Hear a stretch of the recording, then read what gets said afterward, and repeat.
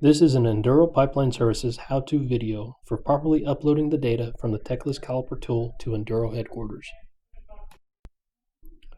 The laptop computer must be connected to the internet, either by Wi-Fi or Ethernet cable. Once internet connection has been established, left-click on the row to select the downloaded job to send to the Enduro headquarters for further inspection. Locate and click the Upload Job Data to Enduro button to start the upload process. An upload dialog window will open. This window will give the user feedback regarding the upload progress from the laptop computer to Enduro headquarters and how much progress remains.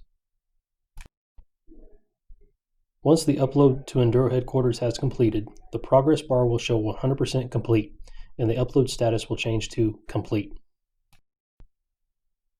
Once a successful upload has been completed, click the Close button on the upload dialog window. After all upload processes have been completed, shut down any open programs that may still be open on the laptop computer.